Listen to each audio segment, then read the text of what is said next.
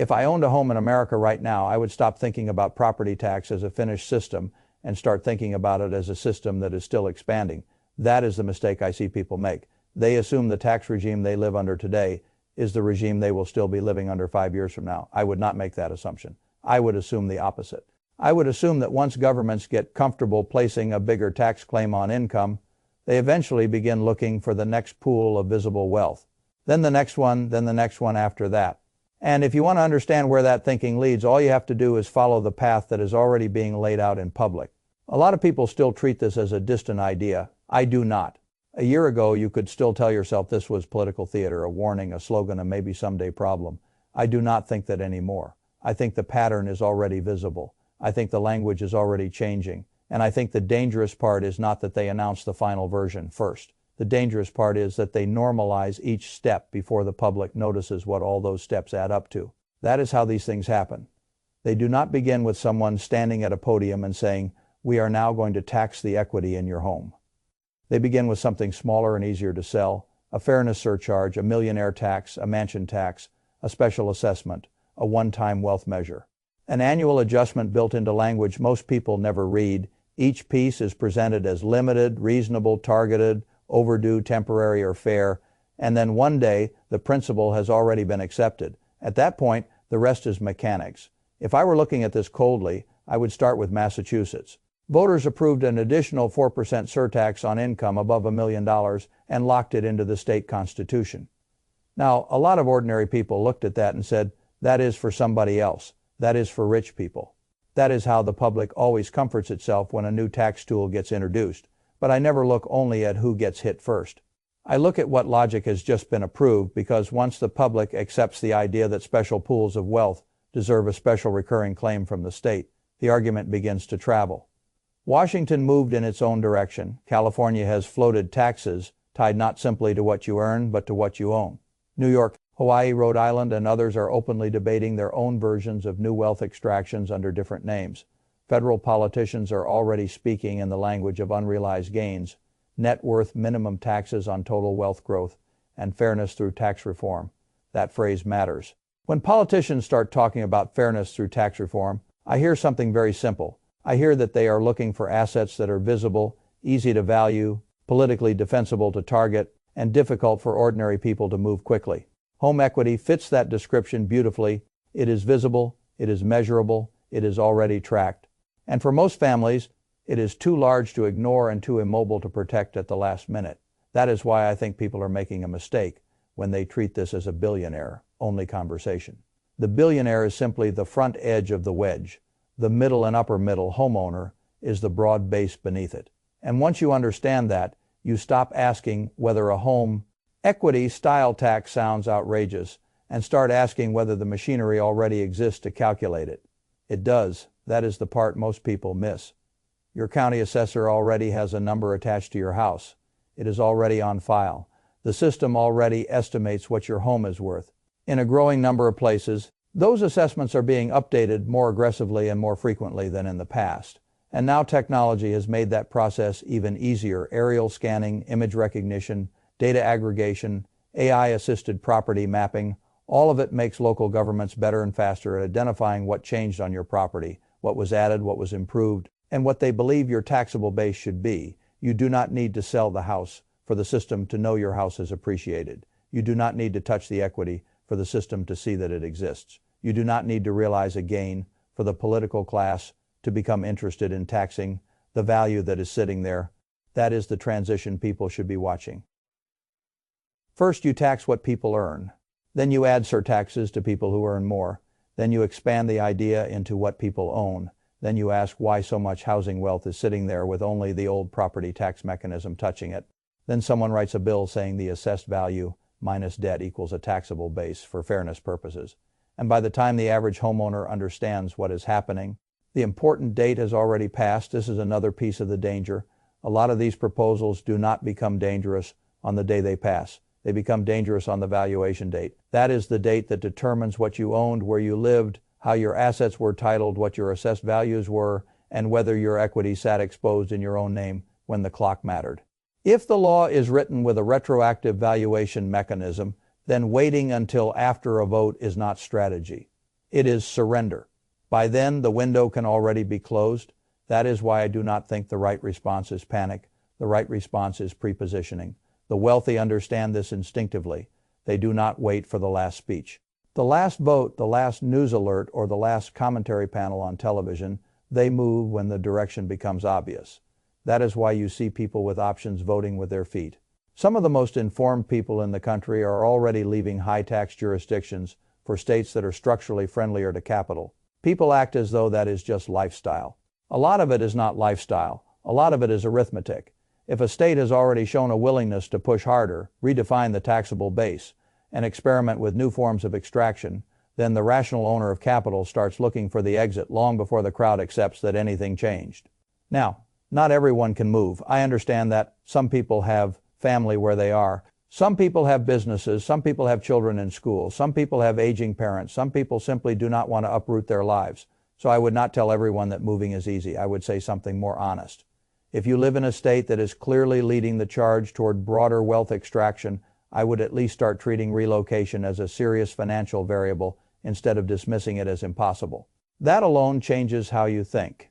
Because once you accept that the state can become a threat to the long-term value of the wealth you built, you start making cleaner decisions. And if moving is not the first move, then the next move is to reduce how plainly the target appears. Most people do not think about this until too late. They assume that because they own property lawfully, there is no reason to care how ownership appears in public records. I think that is naive. Right now, in many places, your personal name is linked directly to the deed. That means your name, your address, and a public asset record sit close together in a structure that is easy to search, easy to match, and easy to incorporate into a broader tax database if lawmakers decide to move in that direction. I would much rather have an entity between me and the raw public record. A trust, an LLC, or a carefully designed structure can change how directly your personal name ties to that asset in public view. I am not saying this is a magic shield. It is not. I am saying it changes the question. And in tax law, changing the question often buys time, leverage, and better odds. The prepared person is rarely untouchable, but the prepared person is much harder to sweep into the first wave that matters. It matters a great deal. The next move is one that makes many people uncomfortable because it cuts against the old moral language around housing. People are told that the noble thing is to eliminate their mortgage as fast as possible and sit in a paid-off house. That sounds prudent in some environments. It is prudent. But if the political system is becoming more interested in visible, unencumbered home equity, then a fully paid-off house can become an exposed pile of taxable value. That is the irony. The family that spent decades behaving responsibly, paying extra principal, building equity the slow way, and reaching the finish line clean may have also built the most obvious taxable target in the neighborhood. Debt changes that picture. A HELOC changes that picture. A property with structured leverage is a different balance. Sheet object than an identical property with zero debt and a huge block of exposed equity sitting idle. Even if you never draw the full line, the existence of the instrument changes the way your personal balance sheet looks. If you do draw against it and deploy that capital intelligently, the conversation changes again. Equity sitting idle is one thing. Equity moved into an income producing asset is another. This is why the people designing tax systems rarely hold their own wealth the way they tell ordinary households to hold theirs. They do not pile everything into one naked personal asset and wait. They use entities, they use debt, they use structures, they move assets into vehicles that generate income, carry offsets, and create legal complexity before anyone comes asking for more. That is not an accident. That is education. The next thing I would do is challenge the number. Governments are very good at sending out tax bills built on numbers that nobody bothered to dispute. That is one of the easiest ways the system wins. The market value is one thing, the assessed value is another. The tax base often becomes whatever number the homeowner was too busy, too tired, too intimidated, or too uninformed to contest. That may be tolerable when all you are dealing with is an ordinary annual property tax increase. It becomes far less tolerable when that same assessed number could one day serve as the base for a broader equity style claim. If the county S number is wrong, and many of them are wrong, then the mistake compounds in the government. S favor, that means the homeowner must stop treating assessment notices like junk mail. They are not junk mail, they are draft tax claims. If I own property, I would know my comparable sales. I would know whether the assessor S figure was inflated. I would know the appeal window. I would know the rules in my jurisdiction. Because the government S number is not sacred. It is simply the number that survived unchallenged, that is all. Then comes the move almost nobody bothers to check. Freeze the assessment growth if your state offers a mechanism to do it. Homestead protections, caps, constitutional limits, and local exemptions often sound boring. They are not boring. They are a defense line. In some states, they can dramatically slow how quickly assessed value rises relative to true market appreciation. That gap can become extremely valuable. If market value surges 25% or 30%, while the assessed value can only crawl up on a cap schedule, then the taxable base the government can point to remains more restrained than it otherwise would have been. But only if the exemption is active, only if the filing is current, only if a refinance title change or oversight did not break the chain. This is another place where ordinary people get hurt because they assume the protective status they once received will stay there forever without maintenance. I would not assume that. I would verify it, and I would verify it now. Not after a bill appears. There is also the issue of conversion.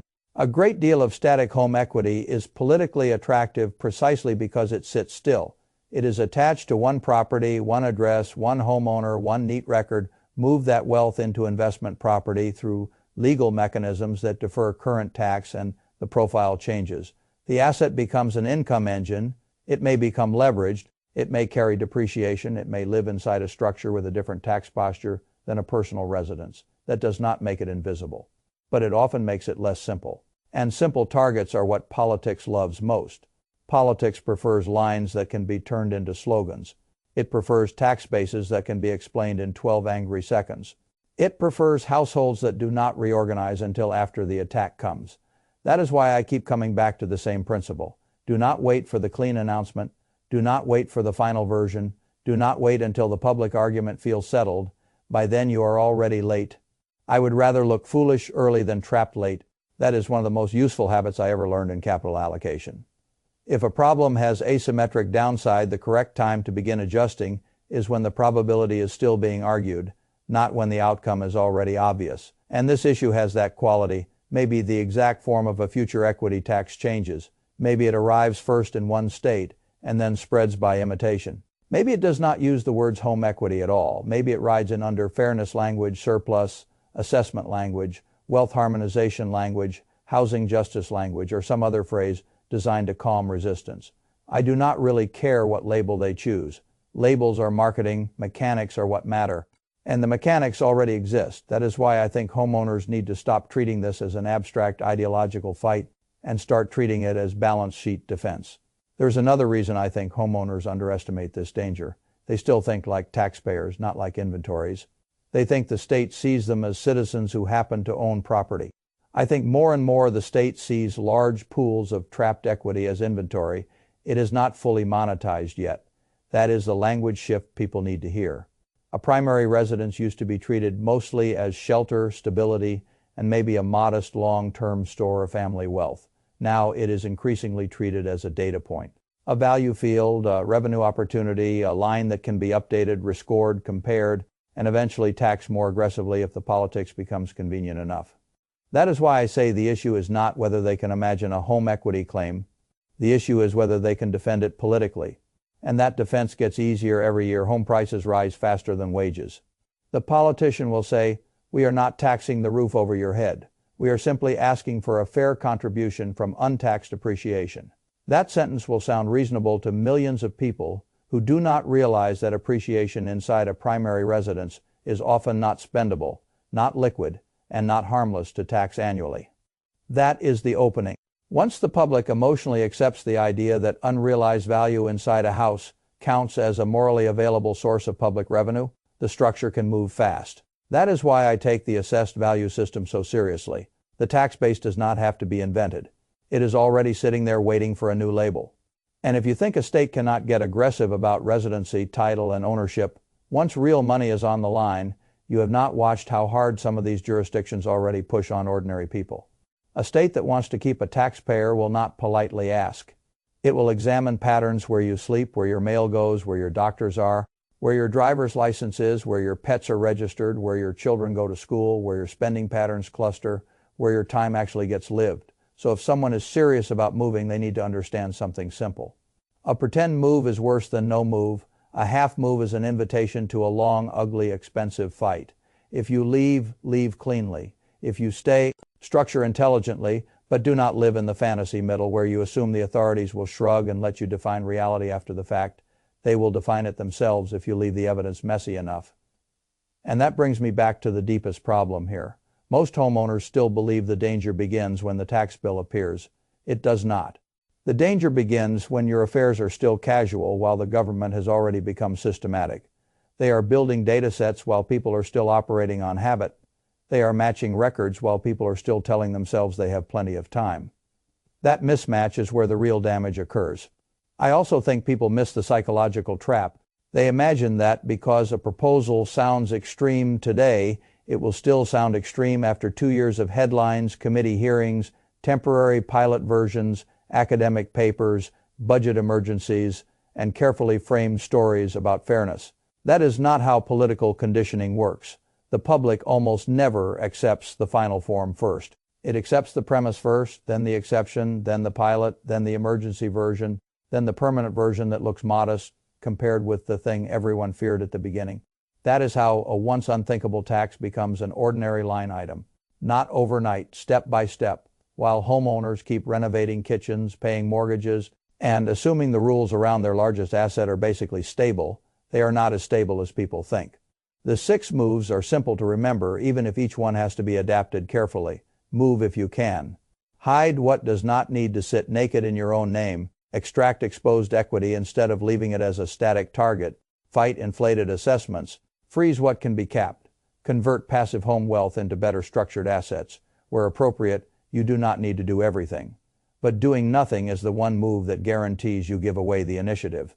And initiative matters, because after a state sets the date, writes the rule, and links the records, most of the easy escape routes are gone. People always tell themselves they will act when it gets real. That is one of the most expensive sentences in finance, because the time when it feels real to the average person is usually the time when the prepared person has already finished acting. So if I were sitting in a house today with meaningful equity, I would ask a blunt question. If lawmakers decided tomorrow that the assessed value minus debt on my home was part of a new fairness, base taxable base, how exposed would I be exactly as I am sitting today?